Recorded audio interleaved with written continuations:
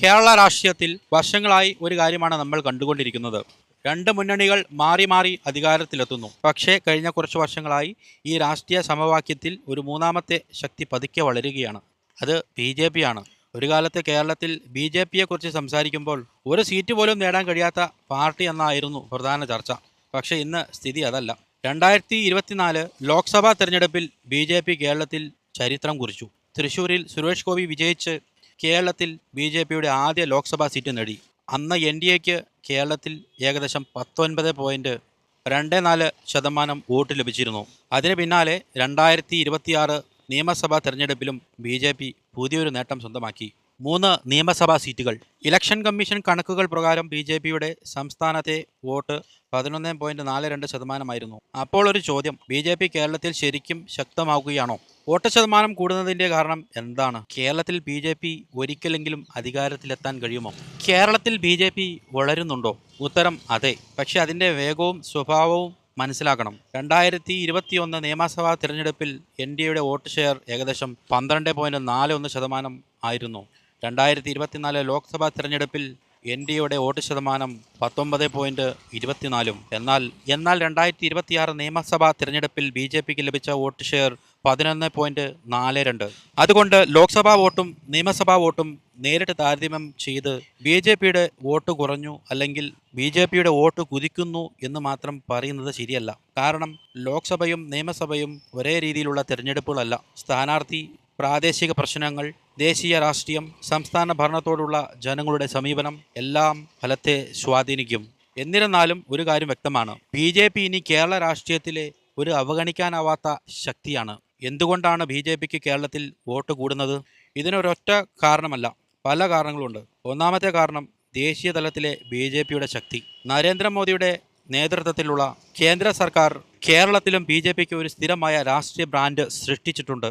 കേന്ദ്രത്തിലെ ഭരണവികസന പദ്ധതികൾ, ദേശീയ സുരക്ഷ, അടിസ്ഥാന സൗകര്യ വികസനം, ക്ഷേമ പദ്ധതികൾ തുടങ്ങിയ വിഷയങ്ങൾ BJP കേരളത്തിലും പ്രചാരണത്തിൽ ഉപയോഗിക്കുന്നു. കേരളത്തിലെ ചില വോട്ടർമാർക്ക് ഇത് ആകർഷണമാണ്. പ്രത്യേകിച്ച് കേന്ദ്രത്തിലും സംസ്ഥാനത്തിലും ഒരേ രാഷ്ട്രീയ ശക്തിയാണെങ്കിൽ വികസനത്തിന് കൂടുതൽ സാധ്യതയുണ്ടാകുമോ എന്ന ചിന്ത ചിലരിൽ ഉരുവപ്പെടുന്നു. മൂന്നാമത്തെ കാരണം LDF UDF വിരുദ്ധ വോട്ടർമാർ. കേരളത്തിൽ BJPയുടെ വളർച്ചയെ മനസ്സിലാക്കാൻ വളരെ പ്രധാനപ്പെട്ട ഒരു വിഭാഗമാണിത്. എല്ലാ BJP വോട്ടർമാരും BJPയുടെ ആശയധാരയോട് മാത്രം യോജിക്കുന്നവരാണെന്ന് കരുതുന്നത് ശരിയല്ല. ചിലർ LDFനെ എതിർക്കുന്നു, ചിലർ UDFനെ എതിർക്കുന്നു, ചിലർ രണ്ട് പാർട്ടികളോടും അസന്തുഷ്ടരാണ്. അത്തരത്തിലുള്ള വോട്ടർമാരിൽ ഒരു വിഭാഗം BJPയെ ഒരു ആൾട്ടർനേറ്റീവ് പൊളിറ്റിക്കൽ ഓപ്ഷനായി കാണാൻ തുടങ്ങുന്നു. ഇതാണ് BJPക്ക് ഏറ്റവും പ്രധാനപ്പെട്ട വളർച്ചാ സാധ്യതകളിൽ ഒന്ന്. നാലാമത്തെ കാരണം നഗരങ്ങളിലെ BJPയുടെ വളർച്ച. കേരളത്തിലെ നഗരമേഖലകളിൽ BJPക്ക് കൂടുതൽ സ്വാധീനം നേടാൻ കഴിഞ്ഞിട്ടുണ്ട്. തിരുവനന്തപുരം പോലുള്ള നഗരപ്രദേശങ്ങളിൽ BJP പല തിരഞ്ഞെടുപ്പുകളിലും ശക്തമായ മത്സരം കാഴ്ചവെച്ചിട്ടുണ്ട്. 2026 നിയമസഭാ ഫലത്തിലും തിരുവനന്തപുരം ജില്ലയിൽ NDA 3 സീറ്റുകളിൽ 2 വിജയിച്ചു. കൊല്ലം ജില്ലയിലും ഒരു സീറ്റ് നേടി. ഇത് കാണിക്കുന്നത് BJPയുടെ വളർച്ച ഒരേപോലെ കേരളമാകെ വ്യാപിച്ചിട്ടില്ലെങ്കിലും ചില പ്രത്യേക ഭൂമിശാസ്ത്ര മേഖലകളിൽ പാർട്ടി ശക്തമായ അടിത്തറ ഉണ്ടാക്കുന്നുണ്ട് എന്നതാണ്.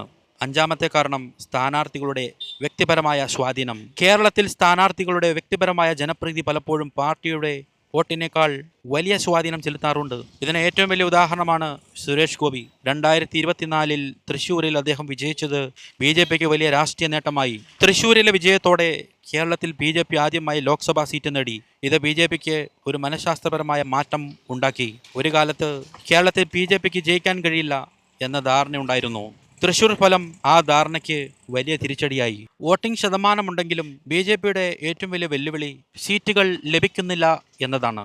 അതായത് സംസ്ഥാനത്ത് മൊത്തം 15% വോട്ട് ലഭിച്ചാൽ 15% സീറ്റുകൾ ലഭിക്കണമെന്നില്ല. ഒരു പാർട്ടിയുടെ വോട്ട് പല മണ്ഡലങ്ങളിലും രണ്ടാമതോ മൂന്നാമതോ ആയി ചെതറിപ്പോയാൽ വോട്ടുണ്ടാകും, പക്ഷേ സീറ്റുണ്ടാകാറില്ല. ഇതാണ് കേരളത്തിൽ BJP നേരിടുന്ന പ്രധാന പ്രശ്നം. 2024 ലോക്സഭയിൽ NDAക്ക് 19%-ലധികം വോട്ട് ലഭിച്ചിട്ടും ലോക്സഭയിൽ ഒരു സീറ്റാണ് ലഭിച്ചത്. 2026 നിയമസഭാ തെരഞ്ഞെടുപ്പിലും BJPക്ക് 11.42% വോട്ട് ലഭിച്ചപ്പോൾ സീറ്റുകൾ 3 മാത്രമാണ്. അപ്പോൾ പ്രശ്നം വെറും വോട്ട് ഷെയർ മാത്രമല്ല, വോട്ട് കോൺസെൻട്രേഷനാണ്. BJPക്ക് അധികാരത്തിലെത്താൻ എന്താണ് തടസ്സം? ഇവിടെ പ്രധാനമായും 5 തടസ്സങ്ങളുണ്ട്. LDFൻ്റെയും UDFൻ്റെയും ശക്തമായ വോട്ട് ബേസ്. കേരളത്തിലെ വലിയൊരു വിഭാഗം വോട്ടർമാർ ഇപ്പോഴും LDF-UDF രാഷ്ട്രീയവുമായി ബന്ധപ്പെട്ട് നിൽക്കുന്നു. പാർട്ടി മാറിയാലും മുന്നണി മാറുന്ന രാഷ്ട്രീയമാണ് കേരളത്തിൽ ശക്തമായിട്ടുള്ളത്. BJPക്ക് ഈ രണ്ട് മുന്നണികളുടെയും വോട്ട് ബേസിൽ വലിയ തോതിൽ വിള്ളൽ സൃഷ്ടിക്കേണ്ടി വരും. BJPക്ക് എല്ലാ ജില്ലകളിലും ഒരേ രീതിയിലുള്ള സംഘടനാ ശക്തിയില്ല. BJPക്ക് ചില പ്രദേശങ്ങളിൽ ശക്തമായ സംഘടനാ സംവിധാനമുണ്ടെങ്കിലും കേരളത്തിലെ 140 നിയമസഭാ മണ്ഡലങ്ങളിലും ഒരേ തരത്തിലുള്ള സ്വാധീനമുണ്ടെന്ന് പറയാൻ കഴിയില്ല. അധികാരത്തിലെത്താൻ BJPക്ക് ചില ശക്തമായ മണ്ഡലങ്ങൾ മാത്രം പോരാ. സംസ്ഥാനമാകെ വ്യാപിച്ചുള്ള ശക്തമായ സെക്കൻഡ് ലൈൻ ലീഡർഷിപ്പ് ആവശ്യമാണ്. BJPയുടെ മറ്റൊരു വെല്ലുവിളി ന്യൂനപക്ഷ വോട്ടുകൾ. കേരള രാഷ്ട്രീയത്തിൽ ന്യൂനപക്ഷ വോട്ടുകൾക്ക് വലിയ പ്രാധാന്യമുണ്ട്. മുസ്ലിം ക്രിസ്ത്യൻ വോട്ടർമാരുടെ രാഷ്ട്രീയ നിലപാട് പല മണ്ഡലങ്ങളിലും നിർണായകമാണ്. BJPയുടെ വളർച്ചയ്ക്ക് വലിയൊരു തടസ്സമായി പലപ്പോഴും കാണപ്പെടുന്നത് ഈ വിഭാഗങ്ങളിൽ പാർട്ടിക്ക് ഇപ്പോഴും പരിമിതമായ സ്വീകാര്യതയാണെന്നതാണ്. അതേസമയം BJPയും NDAയും ഈ വോട്ട് ബേസ് വികസിപ്പിക്കാൻ ശ്രമിക്കുന്നുണ്ട്. അത് എത്രത്തോളം വിജയിക്കും എന്നത് ഭാവിയിലെ പ്രധാന ചോദ്യങ്ങളിൽ ഒന്നാണ്. കേരളത്തിലെ ഒരു വിഭാഗം വോട്ടർമാർ BJPയെ ഇപ്പോഴും ദേശീയ രാഷ്ട്രീയത്തിലെ ചില ശക്തമായ ഐഡിയോളജിക്കൽ പൊസിഷൻ വഴിയാണ് കാണുന്നത്. ഇത് BJPയുടെ കോർ വോട്ടേഴ്സിനെ ശക്തമായി നിലനിർത്താൻ സഹായിക്കുമ്പോഴും പുതിയ വോട്ടർമാരെ നേടുന്നതിന് ചിലപ്പോൾ വെല്ലുവിളിയാകാം. അതുകൊണ്ട് BJPയുടെ മുന്നിലുള്ള ചോദ്യം കോർ വോട്ട് എങ്ങനെ നിലനിർത്താം എന്നതു മാത്രമല്ല, കോർ വോട്ടിന് പുറത്തുള്ള വോട്ടർമാരെ എങ്ങനെ ആകർഷിക്കാം എന്നതുമാണ്. LDF-UDF തമ്മിലുള്ള മത്സരം BJPക്ക് അവസരം കൊടുക്കുമോ? ഇതാണ് ഏറ്റവും കൗതുകകരമായ ചോദ്യം. കേരളത്തിലെ രാഷ്ട്രീയ മത്സരം LDF വേഴ്സസ് UDF എന്ന രണ്ട് മുന്നണികളിൽ മാത്രം ഒതുങ്ങാതെ 3 ശക്തിയുടെ മത്സരമായി മാറിയാൽ എന്താകും സംഭവിക്കുക? ഇതാണ് BJPക്ക് അവസരം നൽകുന്നത്. ഉദാഹരണത്തിന്, ഒരു മണ്ഡലത്തിൽ LDFന് 38%, UDFന് 35%, BJPക്ക് 25% എന്ന് കരുതുക. പക്ഷെ അവിടെ BJP ജയിക്കണമെന്നില്ല. എന്നാൽ BJP 35% കടക്കുകയും LDF-UDF വോട്ടുകൾ പരസ്പരം വിഭജിക്കുകയും ചെയ്താൽ ഫലം മാറാം. അതിനാൽ BJPയുടെ ലക്ഷ്യം സംസ്ഥാനത്ത് ഏറ്റവും കൂടുതൽ വോട്ട് നേടുക എന്നതുമാത്രമല്ല, ജയിക്കാൻ കഴിയുന്ന മണ്ഡലങ്ങളിൽ വോട്ട് കേന്ദ്രീകരിക്കുക എന്നതുമാണ്. BJPക്ക് കേരളത്തിൽ ഒരിക്കലെങ്കിലും അധികാരത്തിലെത്താൻ കഴിയുമോ? ഇതിനിപ്പോൾ ഉറപ്പായ അതെ എന്നും ഇല്ല എന്നും പറയാൻ കഴിയില്ല. പക്ഷേ 2026 തിരഞ്ഞെടുപ്പ് ഒരു കാര്യം വ്യക്തമാക്കിയിട്ടുണ്ട്. BJPയുടെ രാഷ്ട്രീയ സാന്നിധ്യം കേരളത്തിൽ ഇനി ചെറിയൊരു പരീക്ഷണമല്ല.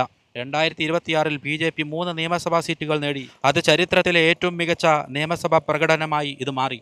എന്നാൽ 3 സീറ്റിൽ നിന്ന് 71 സീറ്റിലേക്ക് പോകുന്നത് വളരെ വലിയ ദൂരമാണ്. അതിനായി BJPക്ക് വേണ്ടത് കൂടുതൽ മണ്ഡലങ്ങളിൽ ശക്തമായ സ്ഥാനാർത്ഥികൾ, എല്ലാ ജില്ലകളിലും സംഘടന വളർച്ച, കൂടുതൽ സാമൂഹിക വിഭാഗങ്ങളിലേക്ക് എത്തിച്ചേരൽ, പ്രാദേശിക വിഷയങ്ങളിൽ ശക്തമായ ഇടപെടൽ, നഗരങ്ങൾക്ക് പുറമെ ഗ്രാമീണ മേഖലകളിലെ സ്വാധീനം, വോട്ട് ഷെയറിനെ സീറ്റ് കൺവേർഷനാക്കി മാറ്റാനുള്ള തന്ത്രം. ഭാവിയിലെ കേരള രാഷ്ട്രീയം എങ്ങനെയായിരിക്കും? ഒരുപക്ഷെ അടുത്ത കുറച്ച് വർഷങ്ങളിൽ കേരള രാഷ്ട്രീയം കൂടുതൽ ഇൻട്രസ്റ്റിംഗ് ആകാൻ പോകുകയാണ്. കാരണം LDFും UDFും തമ്മിലുള്ള മത്സരം മാത്രം നോക്കിയാൽ കേരള രാഷ്ട്രീയത്തിൻ്റെ മുഴുവൻ ചിത്രം മനസ്സിലാക്കാൻ കഴിയാത്ത അവസ്ഥയിലേക്ക് കാര്യങ്ങൾ മാറുകയാണ്. BJPയുടെ വളർച്ച തുടർന്നാൽ LDF-UDF പാർട്ടികളും BJPയെ കൂടി കണക്കിലെടുത്തായിരിക്കും തങ്ങളുടെ തിരഞ്ഞെടുപ്പ് തന്ത്രങ്ങൾ രൂപപ്പെടുത്തുക.